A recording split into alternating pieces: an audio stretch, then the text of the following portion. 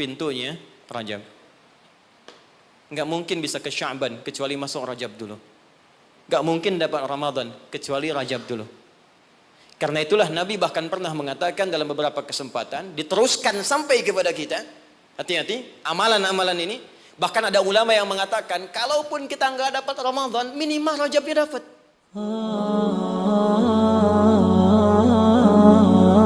Assalamualaikum warahmatullahi wabarakatuh.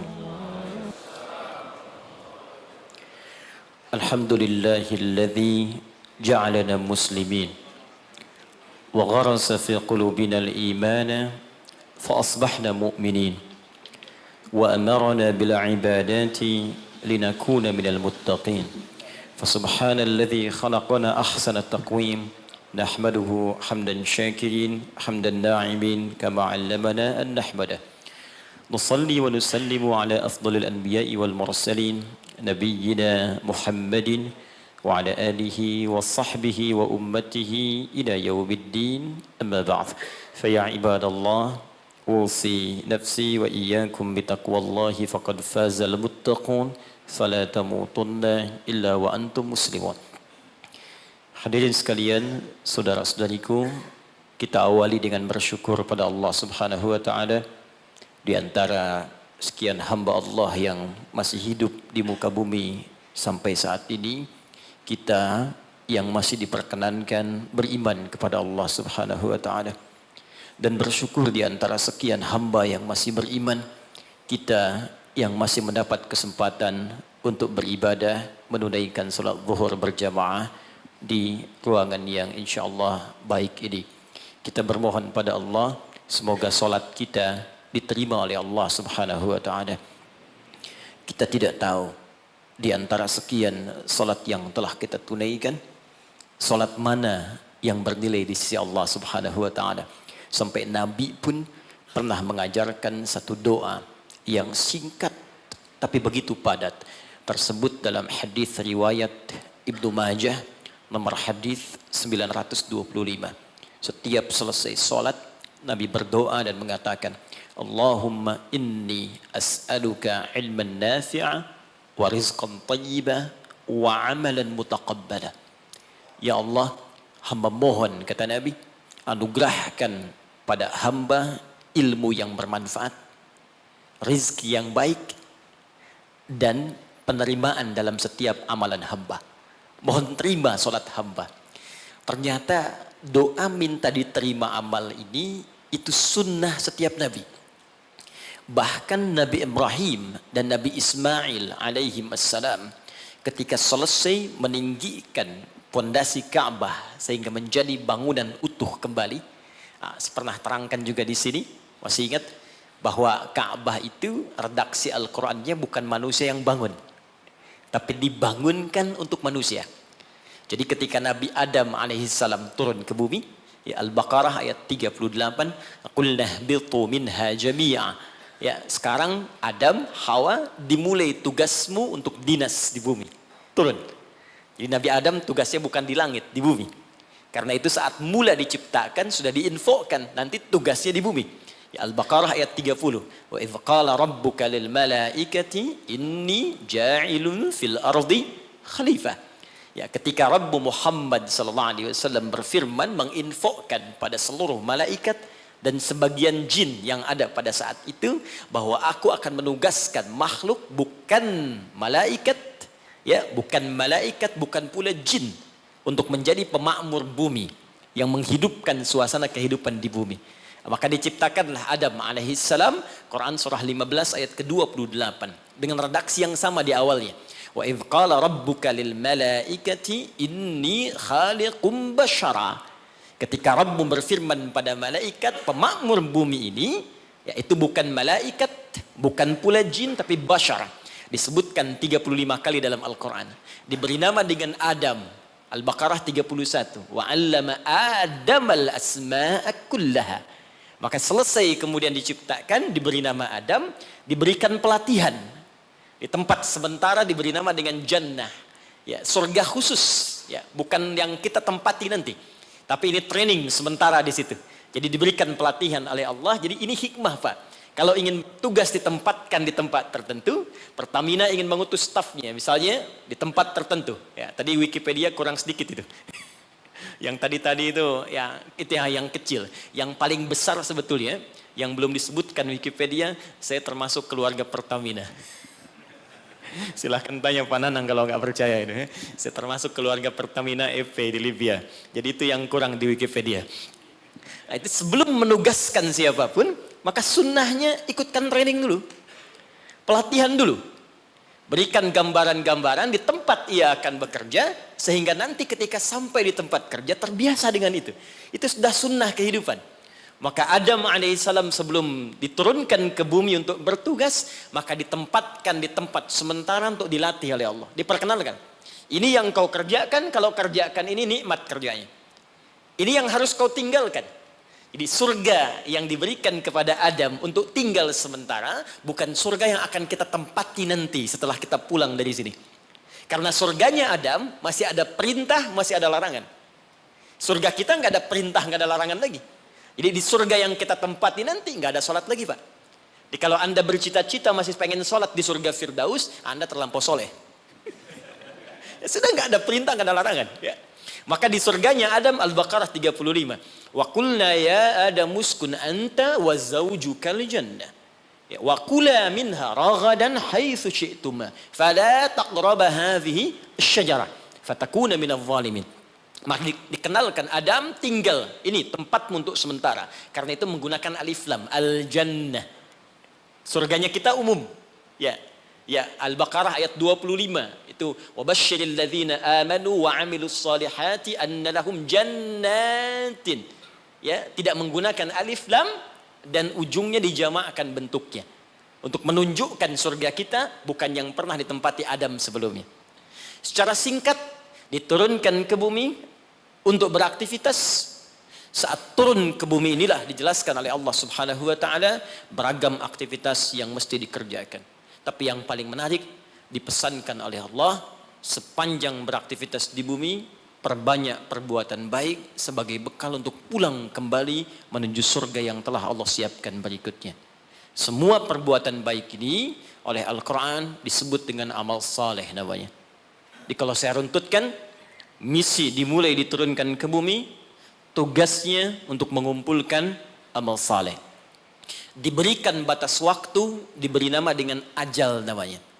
Saya runtutkan sedikit supaya nanti kita mengerti tersambung dengan keutamaan bulan Rajab.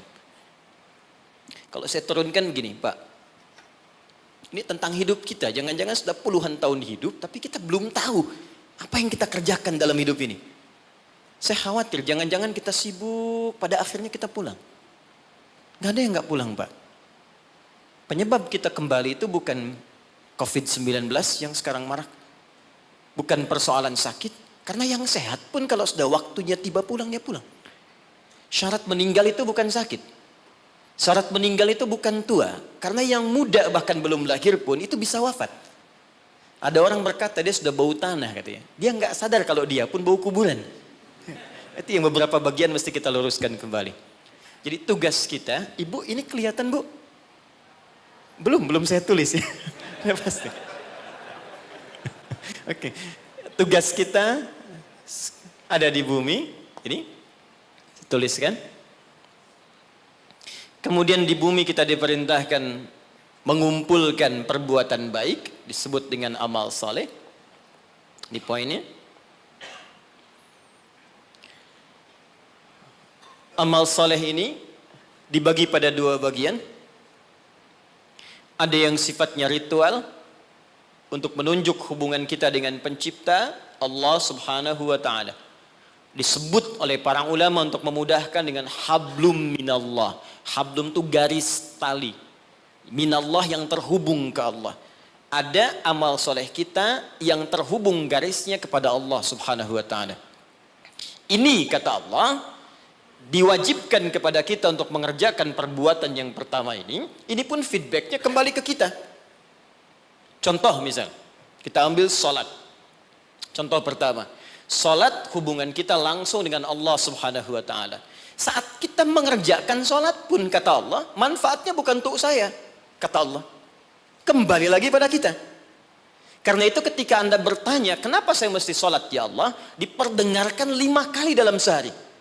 Supaya kita paham betul bahwa manfaat sholat kembali pada diri kita lagi. Coba, dalam sehari bukankah kita mendengar kalimat yang disampaikan oleh seorang muadzin? Ya, apa artinya? Adzan? Adzan apa artinya? Sebetulnya bukan panggilan asal kata adzan itu. Asalnya telinga. Adzan itu asalnya telinga. Jamaknya udhun. Jamak dari udhun itu adzan. Kenapa adzan disebut dengan adzan? Karena ini satu-satunya lafaz di muka bumi yang pasti akan selalu terdengar oleh orang yang masih punya pendengaran di telinganya. Dan ini satu lafaz satu-satunya di bumi yang tidak pernah berhenti 24 jam. Silahkan Anda cek kalau tidak percaya. Ya, karena itu waktunya setiap tempat pasti selalu berbeda. Jakarta selesai, Bekasi adzan. Bekasi selesai, Cikarang adzan. Sekarang selesai, Karawang adzan, sampai semua berputar. Ya, dulu saya tinggal di Tripoli, Mesir selesai adzan, Libya adzan. Selesai Libya, Tunisia adzan. Tunisia selesai, Aljazair adzan. Maroko, sampai terus nyebrang. Ternyata 24 jam nggak pernah berhenti. Dan dahsyatnya, itu dibagi di setiap waktu beraktivitas. Bangun tidur pertama, subuh. Subuh selesai, muncul siang, zuhur.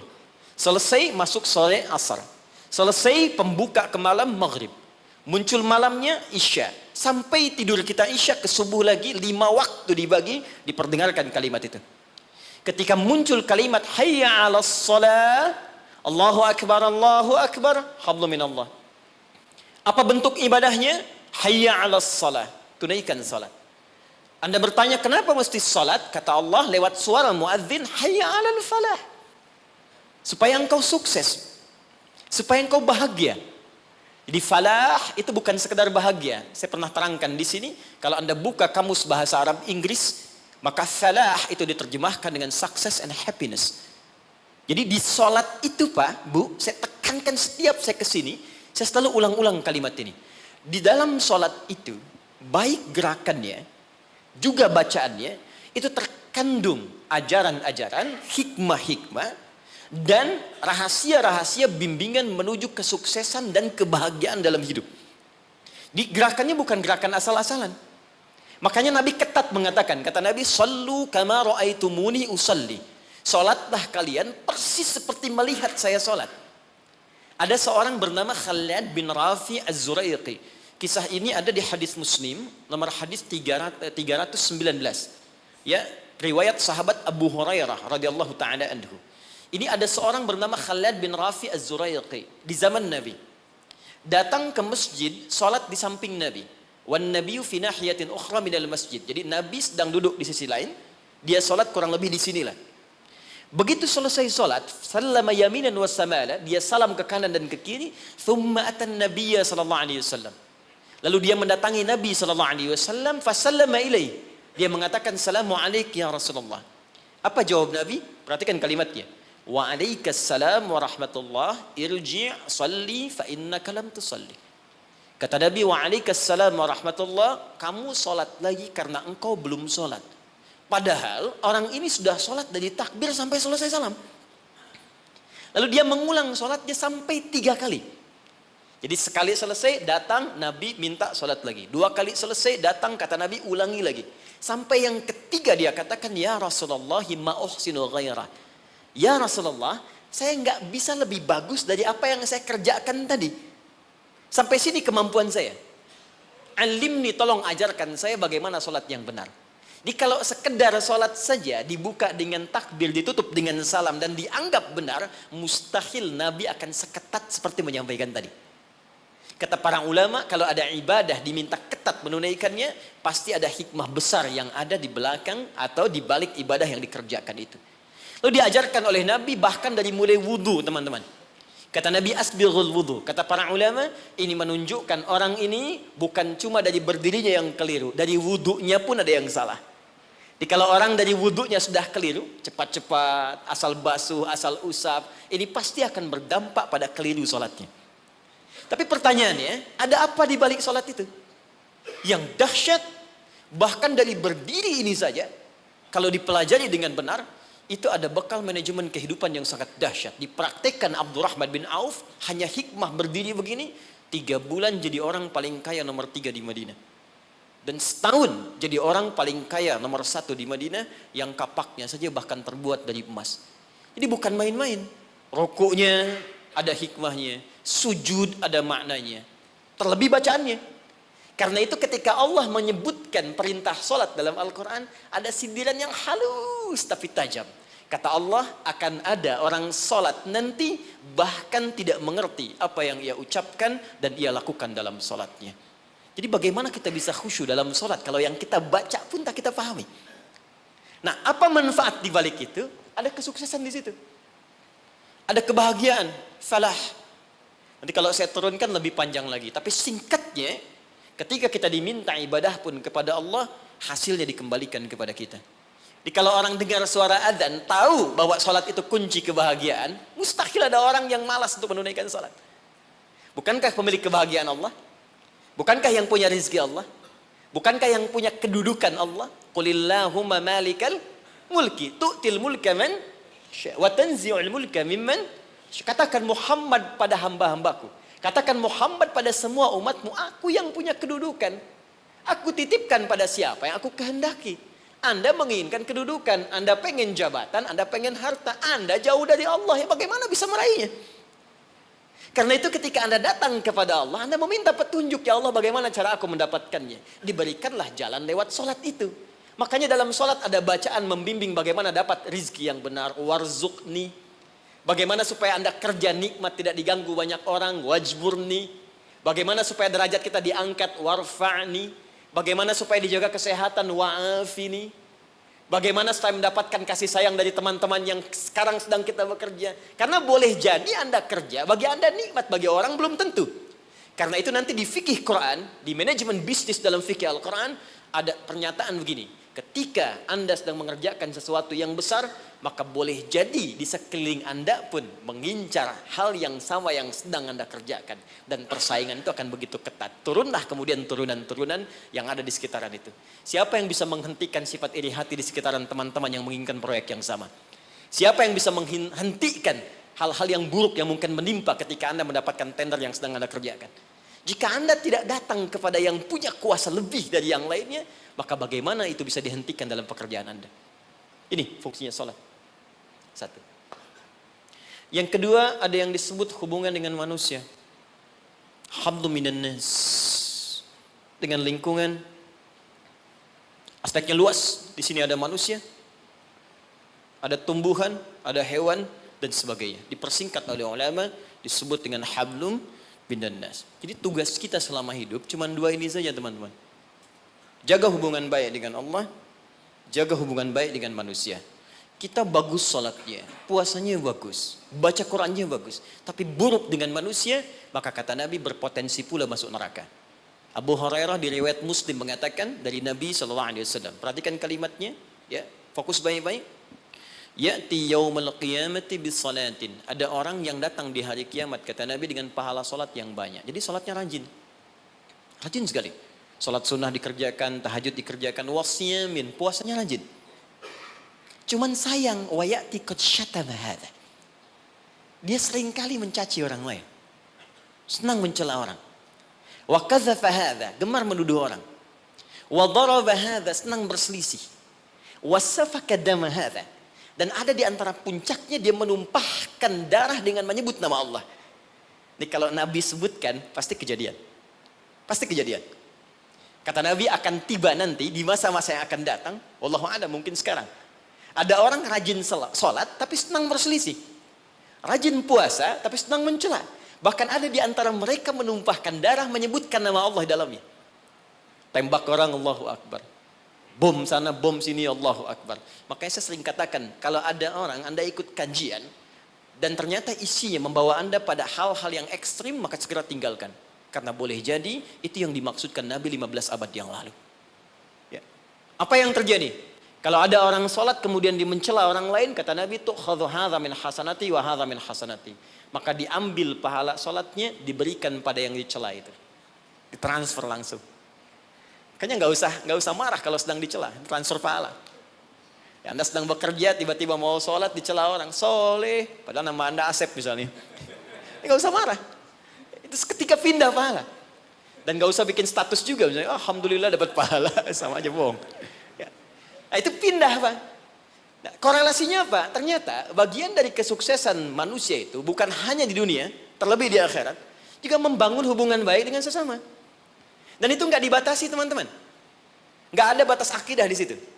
Hubungan baik dengan sesama, ternyata kalimatnya menggunakan kata nas. Imannya dibuang. Di Quran ada ya ayyuhalladzina amanu, ada ya ayyuhan nas. Ingat. Ya ayyuhalladzina amanu spesifik untuk orang beriman saja. Ya ayyuhan nas universal sifatnya sepanjang dia mencakup kategori manusia. Yang paling dahsyat hubungan baik dalam konteks kemanusiaan oleh Al-Quran tidak diikat dengan kata iman tapi sifatnya universal. Bahkan saya berikan contoh yang paling dahsyat. Anak beriman, ibu belum. Jadi ada kasus anaknya masuk Islam, bapak ibunya belum. Dalam konteks ini pun diperintahkan langsung oleh Allah untuk tidak memutus hubungan baik dengan ibunya. Quran surah 31 ayat ke-15. Wa in jahadaka ala an tusyrika bima laysa laka bihi ilmun fala tuti'huma. Kata Allah, kalau nanti kamu menjalani kehidupan sedang ibadah, ibumu, ayahmu memaksa engkau untuk balik kepada kepercayaan semula, silahkan tolak dengan cara yang lembut. Wasahibhuma fid dunya ma'rufa. Tapi jangan sampai perbedaan keyakinan menjadikan hubungan kebaikanmu dengan orang tua terputus. Kata Quran, kalau kamu mau marah pada ibumu, ingat dulu dia melahirkan engkau. Dia mengandung engkau. Dia memberikan ASI padamu, sampai disebutkan di ayat 14 ya. Jadi Anda bayangkan, ternyata hubungan baik sesama kemanusiaan itu, pertama, tidak diikat dengan nilai-nilai akidah tadi, sifatnya dibuka luas, tapi berdampak pada penilaian baik kita di hadapan Allah Subhanahu wa Ta'ala. Boleh jadi, kenapa saya katakan ini? Boleh jadi di lingkungan tempat kita bekerja sekarang, di Pertamina misalnya, kan nggak semuanya Muslim. Mungkin ada yang non-Muslim, mungkin ada yang Kristen, mungkin ada yang Hindu. Sepanjang kita membangun aktivitas kemanusiaan, bekerja sama dengan baik. Anda mau traktir? Boleh. Diskusi? Jalan. Berbagi? Lakukan. Dan niatkan sebagai ibadah kepada Allah Subhanahu wa Ta'ala. Boleh jadi asbab hidayah. Nah, sekarang pertanyaannya, saya langsung cepat karena waktu saya hanya sebentar di sini. Dari sekian yang kita kerjakan dalam kehidupan sampai usia sekarang ada yang 40 tahun, 50 tahun, lebih daripada itu. Pertanyaan saya, berapa amal soleh yang kita kumpulkan dari 2 tugas yang Allah berikan pada kita sampai dengan saat ini? Jangan-jangan Anda sholatnya bagus sekarang tapi dengan istri masih punya masalah di rumah. Ibu dengan orang tua masih punya masalah. Dengan tetangga ada yang belum baik. Ada kata-kata keburukan yang belum diedit. Ada kalimat-kalimat kotor yang belum ditarik kembali. Dan Anda yakin Anda akan wafat. Dan kita berlomba dengan batas waktu yang disebut dengan ajal namanya. Quran surah 7 ayat 31. Walikulli ummatin ajal. Setiap umat yang pernah tinggal di bumi diberikan batas waktu sampai dia kembali kepada Allah, disebut dengan ajal. Bukan maut, tapi ajal. Ajal, ingat, batas usia kita disebut dengan ajal. Fa idza jaa ajaluhum, kalau tiba ajalnya, la yastakhiruna sa'atan wa la yastaqdimun. Tidak akan bisa dimajukan, tak pula bisa dimundurkan. Jadi enggak usah tergerak untuk bunuh diri, kurang kerjaan. Kalau sudah tiba waktunya ya pulang juga. Ada orang minum baygon misalnya 3 baskom, kalau belum tiba ajal enggak akan meninggal. Ya, jadi pun enggak usah khawatir, kita saling mendoakan yang sedang sekarang diuji dengan COVID-19, kena corona, kita doakan. Tapi pun yang kena kita semangati, jangan putus asa. Bertahan, imunnya kuatkan, rohiyahnya, tarbiyahnya kuatkan. Karena penyebab kematian itu bukan corona. Penyebab kematian itu bukan TBC. Penyebab kematian bukan DBD. Penyebab kematian itu cuma satu. Kalau ajalnya tiba, datanglah penyakit yang tak ada obatnya kata Nabi. Dialah maut namanya.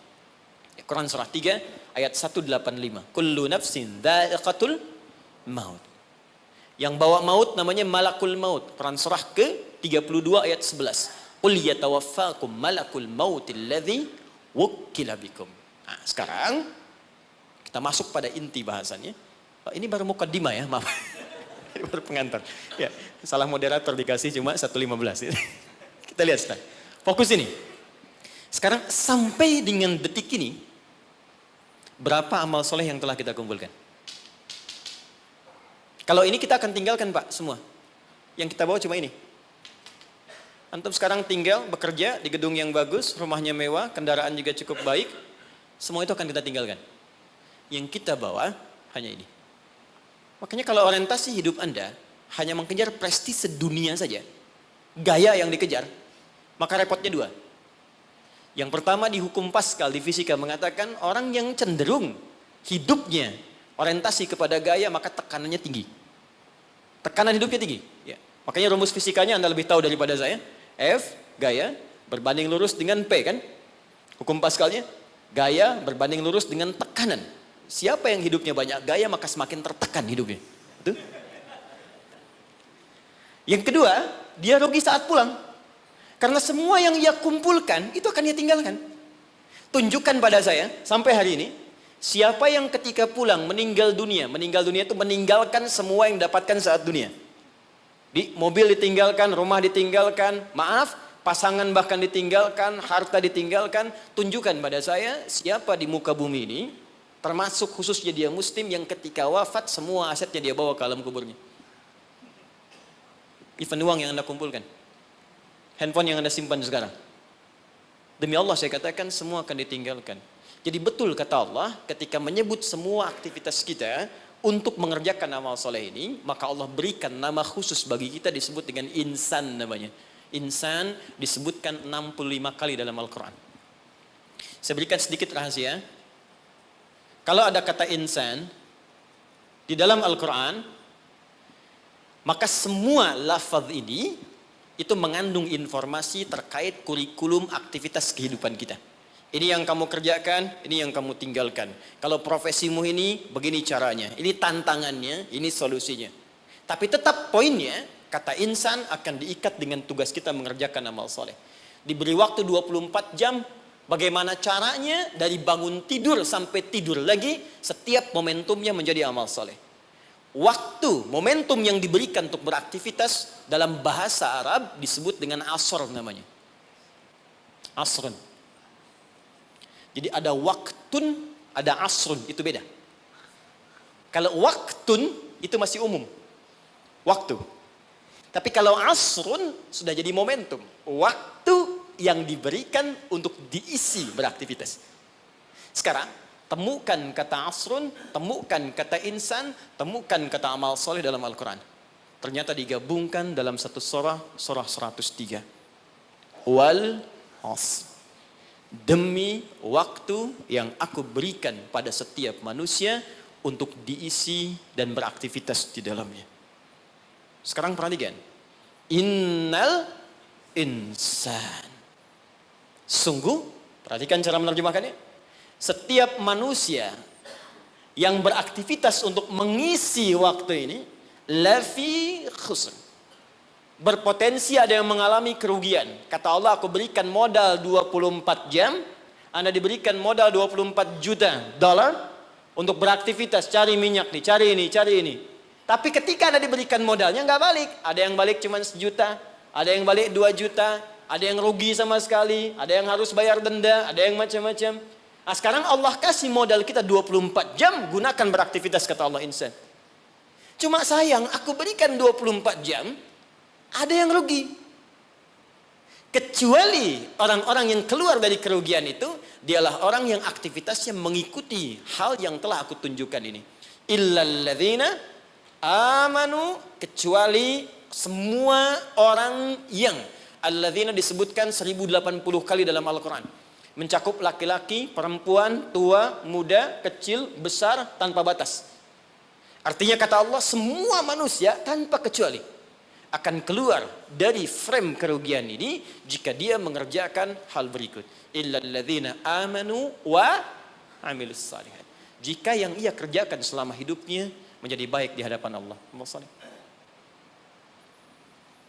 Makannya saleh, kerjanya saleh, maaf, jalannya saleh, tidurnya saleh 24 jam. Ya.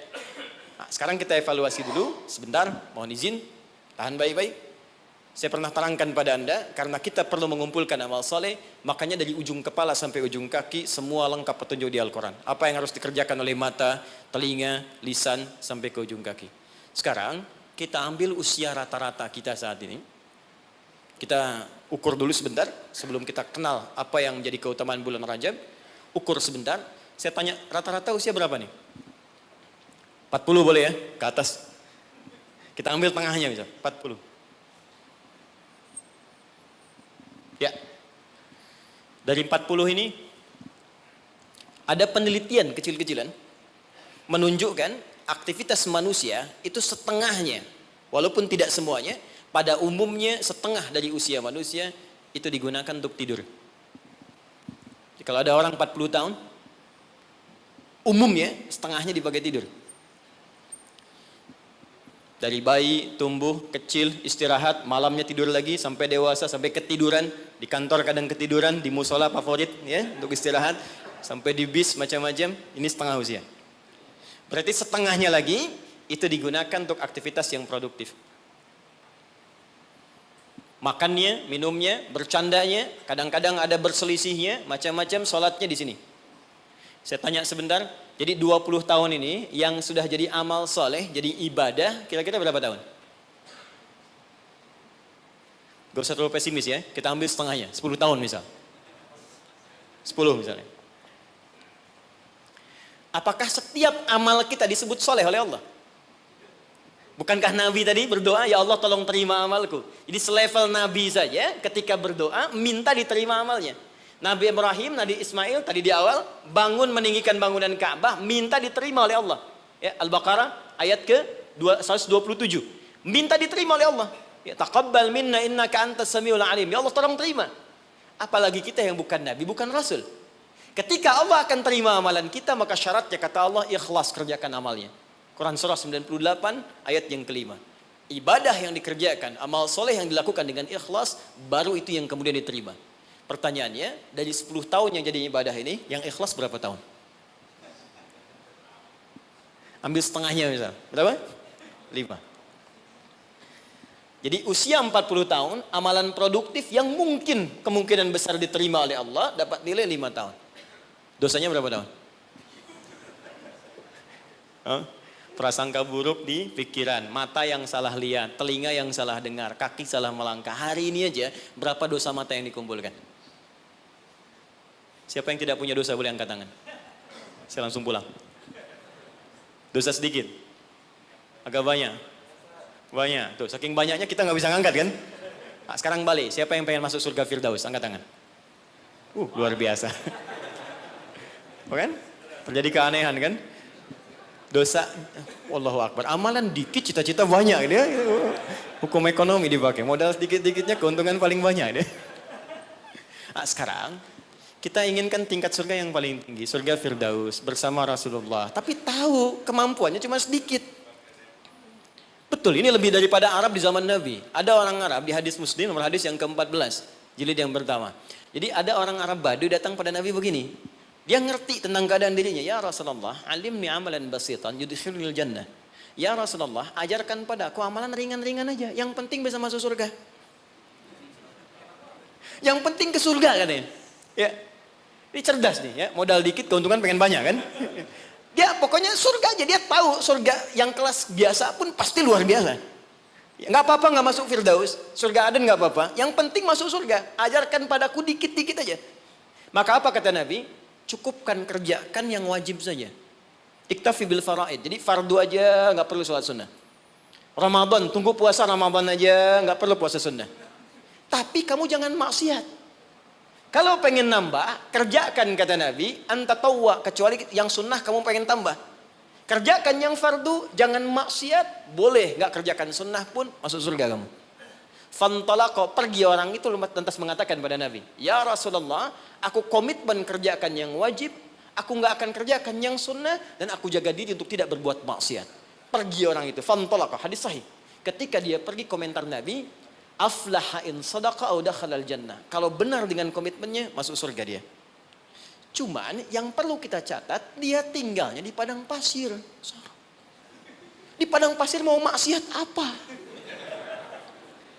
Kelihatan unta, itu pun jarang-jarang.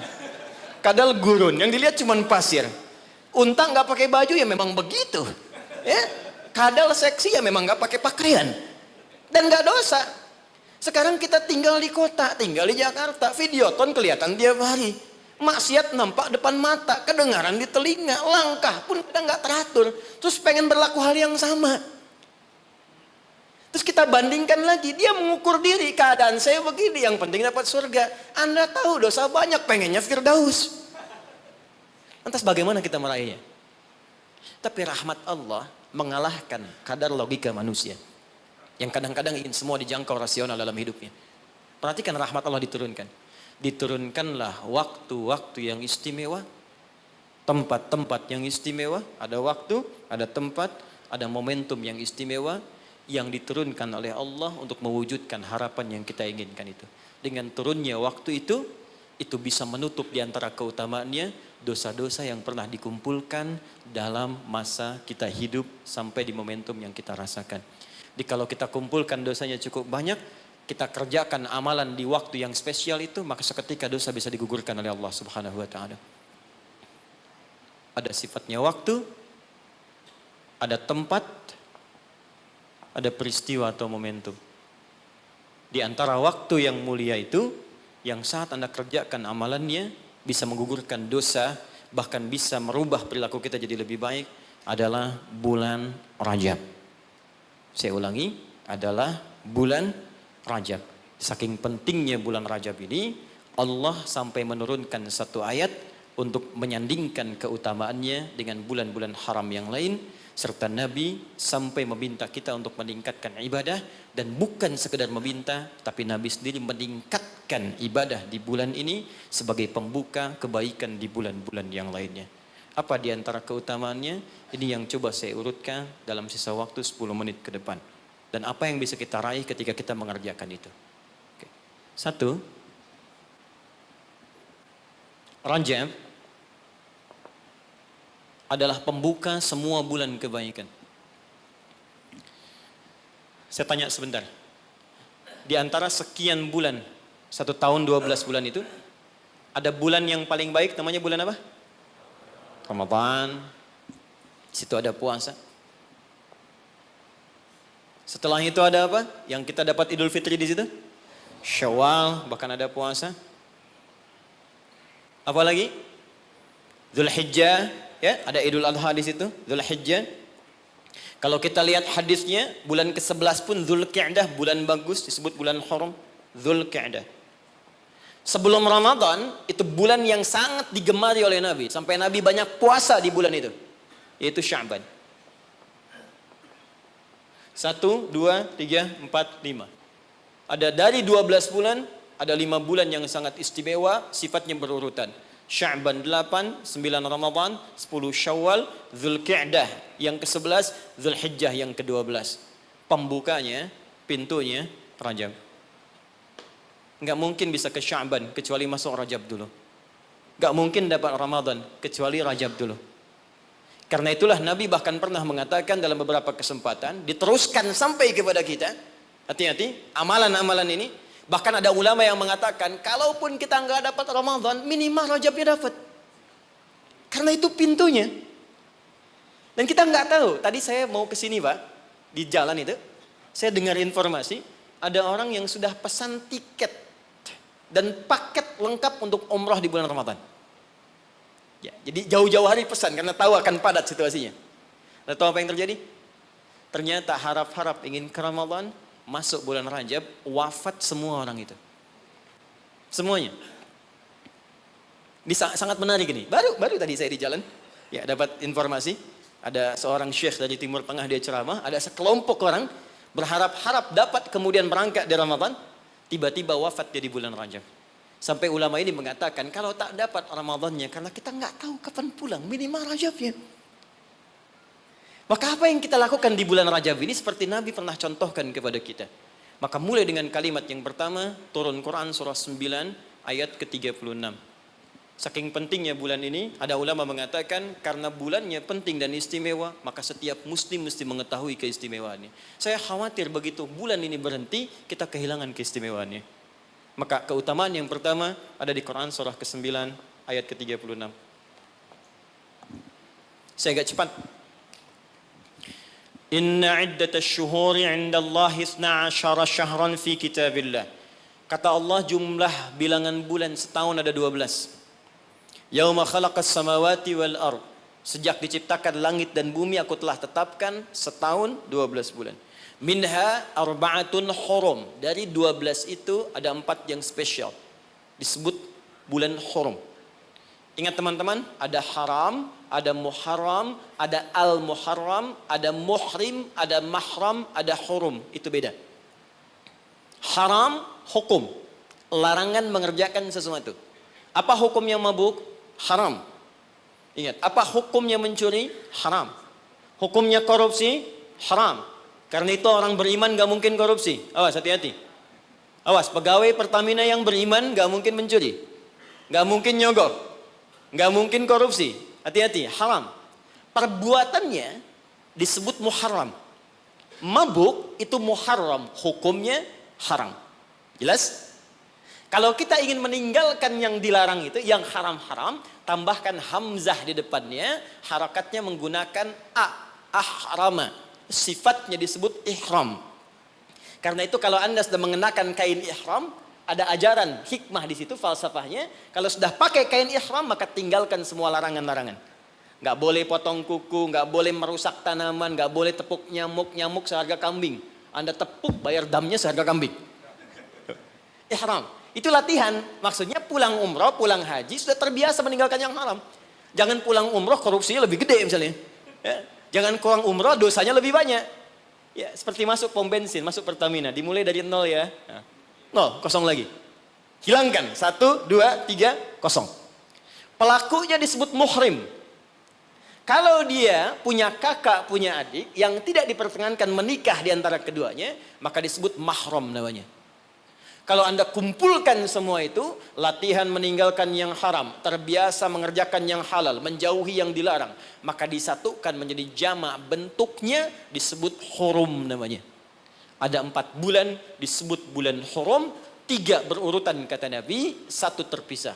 Yang 3 itu Dzulqa'dah 11, Dzulhijjah 12, Al-Muharram bulan pertama, yang keempat namanya Rajab. Dan kita sekarang ada di bulan ini. Siapa yang masih ingat sekarang tanggal berapa? Sekarang tanggal 17 Rajab 1441 Hijrah. Kita sekarang ada di bulan spesial ini. Amalan pertama, apa yang harus kita kerjakan di bulan ini? Teruskan ayatnya. Dzalikad dinul qayyim fala tazlimu fihinna anfusakum. Orang yang agamanya benar, yang Islamnya baik kata Allah, maka dia akan memanfaatkan Rajab dengan mengerjakan amalan yang pertama. Apa itu? Fala tazlimu fihinna anfusakum. Mulai banyak evaluasi diri supaya tidak berbuat zalim, minimal berlatih di bulan ini. Amalan pertama, introspeksi diri.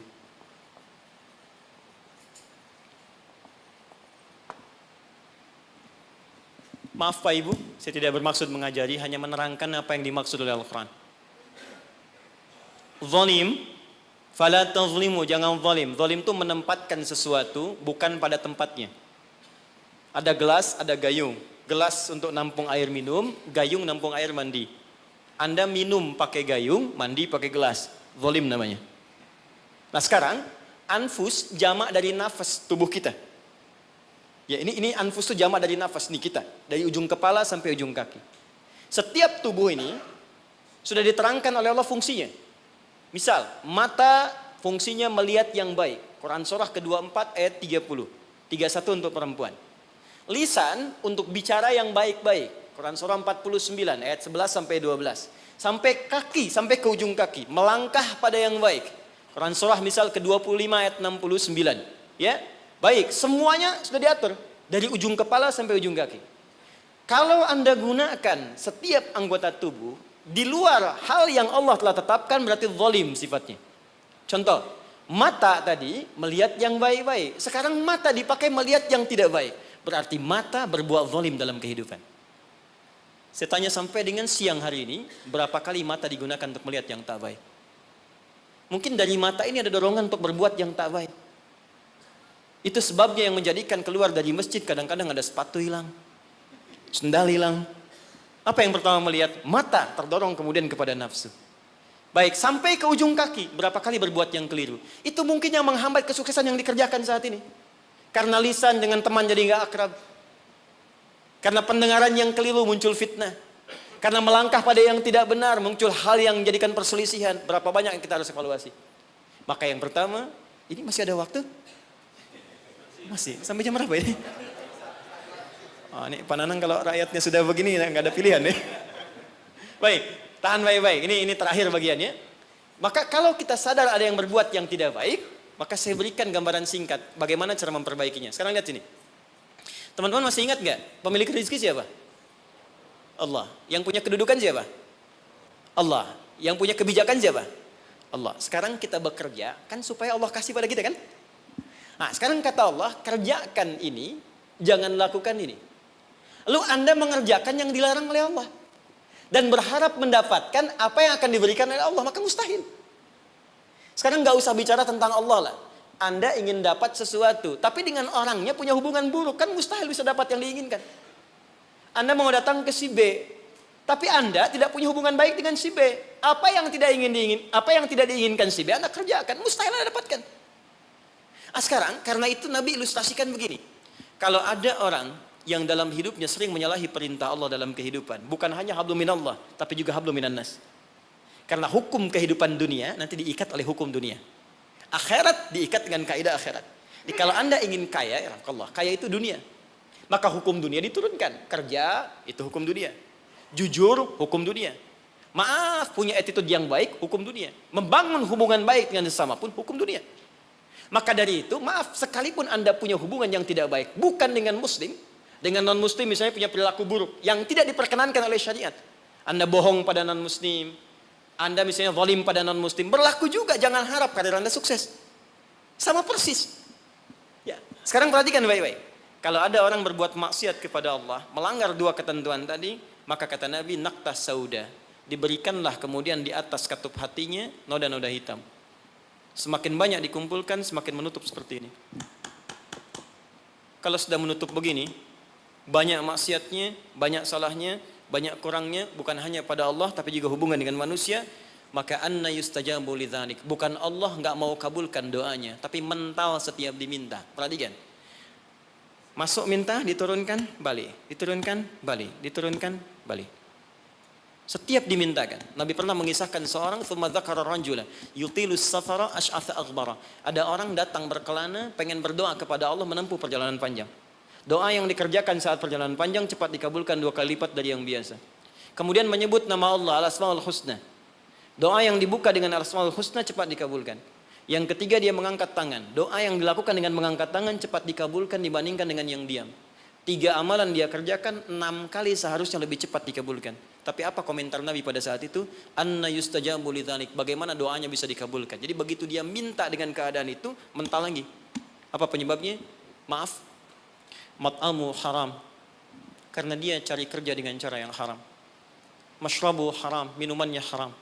Malbasu haram, pakaiannya haram. Wa ghudhiya biharamin, dan perilakunya haram.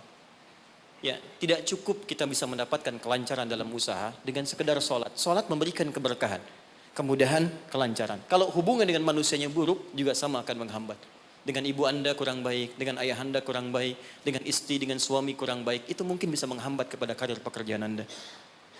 Apalagi kalaupun ini baik, dengan suami baik, istri baik, tetangga baik, tapi kalau dengan Allah tidak baik, maka ada sesuatu yang tidak mudah kita dapatkan dalam kehidupan. Terakhir, bagaimana cara berintrospeksi di bulan ini? Maka diturunkanlah oleh Nabi cara-cara berintrospeksi dengan 3 pendekatan utama. Ada 3 lafadznya, ini saya ajarkan yang paling ringan saja. Kalau terkait dengan dosa-dosa keseharian, maka lakukan zikir Nabi Adam. Quran surah ke-7 ayat 23. Saya yakin kita hafal. Rabbana zalamna anfusana wa illam taghfir lana wa tarhamna lanakunanna minal khasirin. Bacakan itu minimal setelah selesai kita salat. Astaghfirullah, astaghfirullah, astaghfirullah. Allahumma antas salam, minkas salam, tabarakta ya dzal jalali wal ikram. Perbanyak zikir tadi. Rabbana zalamna anfusana wa illam taghfir lana wa tarhamna lanakunanna minal khasirin. Tapi mohon sekali, ketika Anda bacakan zikir ini, jangan sekedar diucapkan di lisan. Bayangkan Anda punya persoalan apa dalam kehidupan. Jadi ketika Anda bacakan, mata Anda zalim, rasakan kezaliman itu. Ketika dengan orang tua tak bagus, bayangkan perbuatan buruk yang sedang Anda kerjakan. Begitu Anda bacakan, air mata Anda menetes, seketika ampunan Allah akan diturunkan kepada kita. Dan gugur perbuatan buruk yang pernah kita lakukan. 2, ini cepat, ada dosa yang terkait dengan aktivitas pekerjaan yang sedang kita lakukan. Kenal Nabi Yunus? Bagus. Nabi Yunus itu kan berdakwah, bekerja, beraktivitas. Cuma sayang dalam pekerjaan itu tantangannya begitu tinggi. Nanti ada lain kali kalau ngaji kesini lagi, jangan ngambil yang jauh-jauh ya, yang Anda butuhkan aja. Ya, ini kan teman-teman ada di dunia pekerjaan. Kenapa Anda nggak mengeluarkan fikih bisnis dalam Al-Quran, manajemen misalnya bisnis dalam Al-Quran tentang pekerjaan itu aja yang dibahas. Itu lebih terasa nanti apa yang kita butuhkan, itu yang kita dapatkan. Ada di Quran cara misalnya memudahkan kita mendapatkan kemudahan dalam pekerjaan. Tantangannya apa saja. Ini yang terjadi kalau Anda bisnis begini. Ini yang mungkin terjadi pada orang. Penyakit ini yang muncul dari ria untuk diri yang meraih kesuksesan. Dari yang iri hati, yang dengki, mengobatinya bagaimana. Ada semua. Nah, Nabi Yunus salah satu tipikal yang dicontohkan oleh Allah. Sedang beraktivitas, bekerja, dapat tantangan tidak biasa. Ingat ini ya. Kalau tantangannya begitu tinggi, maka lawannya sepadan. Di balik itu Allah ingin menganugerahkan anugerah yang tidak biasa. Karena ujian berat tidak akan diberikan pada orang kecil. Ya, jadi kalau Pertamina misalnya sedang menghadapi ini sesuatu yang besar, tantangan besar, artinya di balik itu ada anugerah besar yang akan dihadapkan kepada Anda. Karena itu ingat baik-baik. Dalam konteks ini Al-Quran mengatakan hanya orang-orang besar yang bisa melewati itu. Kadang-kadang di situ akan kelihatan. Orang yang cuma malas numpang kerja saja akan terlihat. Orang yang butuh tantangan, dia akan dihadapkan pada kesuksesan. Secara singkat, dakwah diusir, masuk ke kapal, sampai dilemparkan ke lautan. Ya, jadi dakwahnya diisengi, diusili, sampai yang terakhir puncaknya, dilempar ke lautan, masuk dalam perut ikan paus. Saya mau tanya sebentar, kalau masuk perut ikan paus, kira-kira pengap atau tidak? Sudah pernah masuk?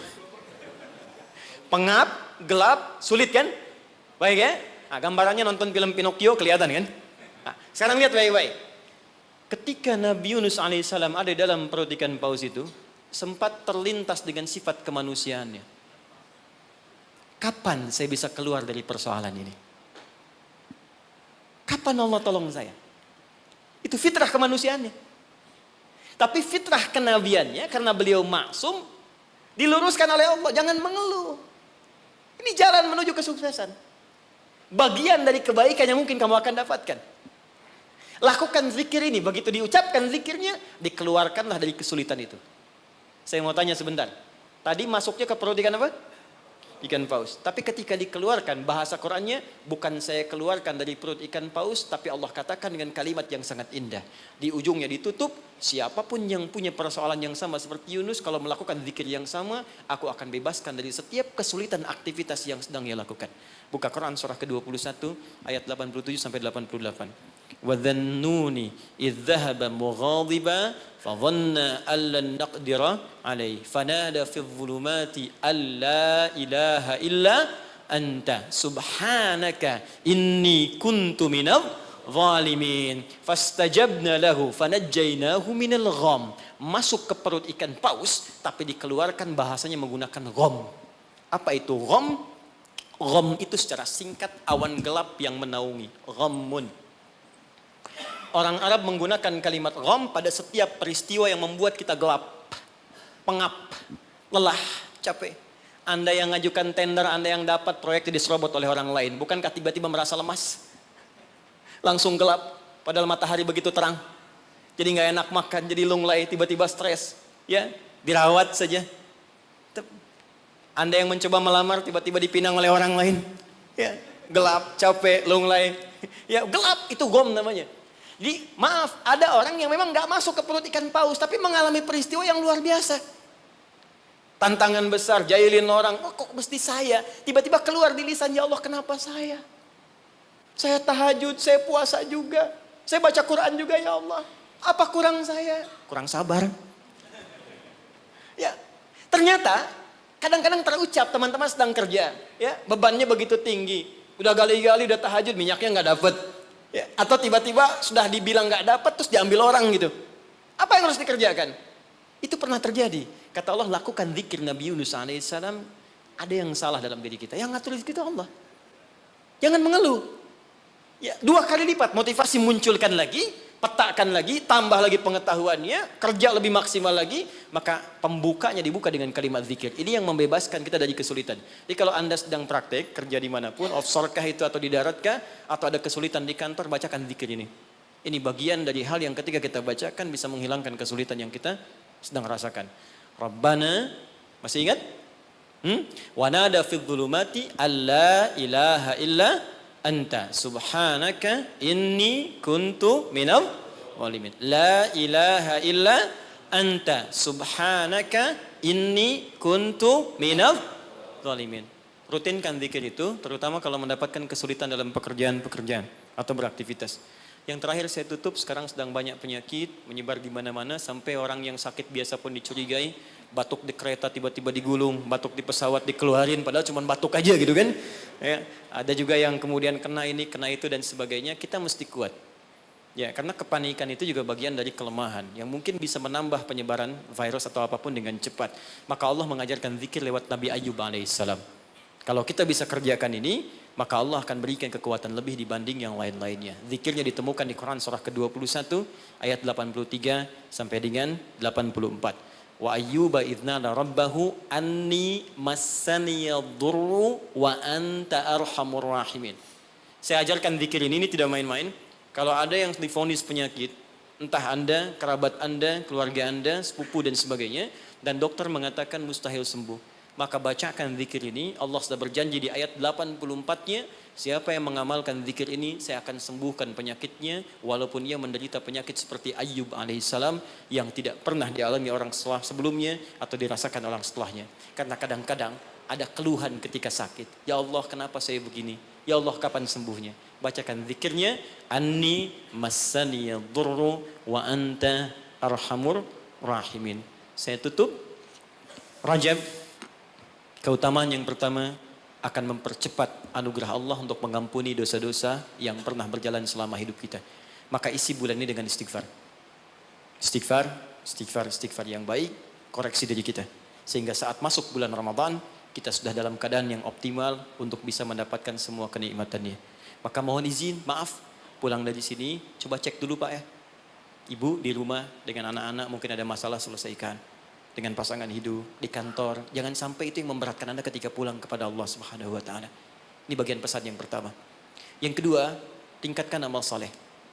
Ya, Ibnu Abbas mengatakan, orang yang sengaja maksiat di bulan Rajab, karena tadi ada ayatnya, maka dosanya 2 kali lipat di hari biasa. 2 kali lipat. Di orang yang bikin hoax sekarang ini, jadi buzzer, jadi macam-macam, itu 2 kali lipat dosa hari biasa. Bahkan zaman jahiliyah pun kalau muncul Rajab, itu puasa maksiat Pak. Bisa puasa maksiat. Di orang jahiliyah, Abu Jahal dan kawan-kawan, itu kalau dicela di bulan Rajab, balasnya bulan depan. Ya libur dulu gitu. Nah, sekarang orang jahiliyah aja takut bermaksiat di bulan Rajab. Maka bagaimana dengan kita yang masuk dalam nilai-nilai kebaikan? Ya, 2 itu. Sama persis dengan orang yang berbuat baik, pahalanya 2 kali lipat di hari biasa. Itu nasnya ada tersambung pada Ibnu Abbas radhiyallahu taala anhuma. Dari sini Nabi menganjurkan kita kemudian mengistimewakan bulan ini dengan meningkatkan amal soleh. Saya tutup, ada satu amalan yang kalau Anda kerjakan bisa menggabungkan keseluruhan yang tadi. Amal itu disebut dengan puasa namanya. Saya ulang, amal itu disebut dengan puasa. Sebab orang puasa akan otomatis meningkatkan amal soleh yang lain. Orang puasa, sholat sunnah dikejar. Jangankan yang fardu. Anda nggak puasa, belum tentu sholat sunnah. Tapi kalau sedang puasa, jangankan fardu. Ketinggalan sunnah Anda bisa gelisah. Lihat Ramadan. Ibu-ibu berani naruh sajadah, bertarung saat maghrib, bukan untuk isya, untuk tarawih. Nyimpan sajadah saf paling depan tuh. Ya, padahal tarawih hukumnya sunnah kan? Nah, jadi sunnah tuh dikejar, nggak ada yang minta dicari-cari. Anda Ramadan cari yatim fakir macam. Kenapa? Sedang puasa. Yang kedua, puasa bisa menghambat maksiat. Nggak ada orang demi Allah saya katakan, koruptor kalau puasa, nggak korupsi dulu. Ya, pencuri nggak nyuri dulu. Puasa, karena psikologi orang puasa nggak mau berbuat maksiat, takut batal puasanya. Orang pemarah pun semarah-marahnya, sedang puasa bisa berhenti marah. Buka jam 6 kurang 5 diprovokasi. Dia diam aja. Istrinya nanya, papa nggak marah? Ntar habis buka. Dia tahan. Nah, jadi tolong hidupkan bulan ini. Yuk kita mulai. Jangan coba dulu pelan-pelan ya. Jangan langsung tinggi-tinggi. Ya. Sehari dulu puasa. Sekarang Kamis tunggu Senin. Karena kalau orang banyak puasa, kita puasanya akan lebih ringan. Ya, nanti kalau sudah Senin istirahat dulu, Kamis puasa lagi. Ya supaya terbiasa. Nanti saat Ramadan kita sudah lebih sempurna. Tapi hati-hati. Karena bulan ini istimewa. Dulu banyak orang abai tentang bulan ini. Sehingga ada orang-orang yang tidak mengerti. Berbuatlah dengan membuat hadis-hadis palsu. Ya, siapa yang puasa sehari bulan Rajab akan dapat begini. Siapa yang sholat pertama bulan Rajab diampuni semua dosanya. Pernah dengar hadis itu? Hadis itu palsu. Bahkan saking palsunya, di kitab hadis palsu pun tidak ditemukan. Saking palsunya. Tapi ada salah persepsi di masyarakat. Apa salah persepsinya? Dikira Rajab nggak ada keutamaannya. Karena yang diketengahkan hadis palsu, hadis palsu. Akhirnya orang malas puasa. Orang malas sholat malam. Padahal yang sahih ada. Jadi kalau ada yang sahih, kenapa menggunakan yang palsu? Jadi kalau Anda ingin sholat malam, sholat saja. Tahajud namanya. Silakan tahajud, perbanyak malam, tingkatkan ketaatan. Siangnya silakan puasa, gunakan yang sahihnya. Mudah-mudahan dosa kita diampuni oleh Allah Subhanahu Wa Taala. Tidak cukup dengan amin, ya koreksi diri dulu, kemudian perbaiki. Dan terakhir, saya ingin berdoa untuk kita semua. Mudah-mudahan doa kita dikabulkan oleh Allah, dimudahkan pekerjaan kita. Sebelum kita berdoa, saya ingin memberikan pesan. Bangsa kita bangsa besar. Negara kita negara hebat. Sumber daya kita banyak. Banyak yang ingin mendapatkan Indonesia, bahkan ingin lahir di Indonesia. Dan kita beruntung berada di sini. Maka saya ingin mengajak kepada teman-teman semuanya, ayo makmurkan negeri kita. Cintai negara kita, cintai bangsa kita. Saya pun selalu mengatakan keluar dimanapun saya pergi, dunia-dunia yang saya kunjungi, saya katakan, saya sangat mencintai negara saya. Bangsa saya, dan saya ajak teman-teman di luar untuk kembali bangun bangsa kita. Dan sekarang yang dibutuhkan oleh bangsa kita adalah orang-orang baik. Yang pintar sudah banyak, tapi tidak cukup mengangkat kehebatan negeri kita dengan pintar saja. Maka saya berpesan pada Anda semua, diri saya pribadi, jadi orang baik. Jadi karyawan yang baik, jadi abdi masyarakat yang baik, dan jadi hamba yang baik. Insya Allah dengan menjadi baik, suami baik, istri baik, pekerja baik, cukup dengan kebaikan itu akan mendatangkan rahmat dan keberkahan bagi kita semua insya Allah. Mari kita mulai dengan doa. Mudah-mudahan doa ini menjadi awal untuk melangkah pada lebih baik di hadapan Allah Subhanahu Wa Taala. Allahumma taqabbal minna innaka antas sami'ul alim wa tub alaina innaka antat tawwabur rahim. Allahumma 'allimna ma yanfa'una. Allahumma 'allimna ma jahilna. Ya Allah, mohon ajarkan pada kami pengetahuan yang baik yang mengentaskan ketidaktahuan kami. Allahumma ya Allah, wafiqna bima ta'allamna bihi na'mala bih. Ya Allah, berikan kami kekuatan untuk mengamalkan apa yang telah kami pelajari dan kami pahami. Rabbana la tada' lana fi maqamina hadha wa fi kulli maqamin dhanban illa ghafartah. Ya Allah, jika ada pendosa hadir di ruangan ini, jangan biarkan dia meninggalkan tempat ini kecuali Engkau telah ampuni segala dosa-dosanya. Wala hamman illa farajtah. Jika ada yang tengah gelisah di tempat ini, maka mohon tenangkan keadaan hatinya sebelum ia meninggalkan ruangan ini. Allahumma wala maridan illa syafaitah. Jika ada di antara kami yang tengah Engkau uji dengan penyakit seberat apapun, maka mohon angkat penyakitnya dan sembuhkan keadaan dirinya. Allahumma wala asiran illa yassartah. Ya Allah, jika ada yang ditimpa kesulitan di tempat ini, baik di keluarganya, di pekerjaannya, dalam kehidupan sosialnya, maka mohon dengan keikhlasan amalannya, angkat, hilangkan ya Allah segala kesulitannya. Allahumma Rabbana, Allahumma barik lana ya Allah fi kulli umurina wa fi kulli umrina. Ya Allah, anugerahkan keberkahan ya Allah kepada usia kami, kepada umur kami dan seluruh aktivitas kami.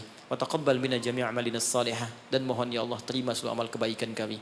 Berkahi kami di bulan Rajab ini ya Allah, bimbing kami untuk berbuat baik ya Allah, dan sampaikan kami pada bulan-bulan kebaikan di Sya'ban, di Ramadan, di Syawal, dan bernilai baik di dalamnya.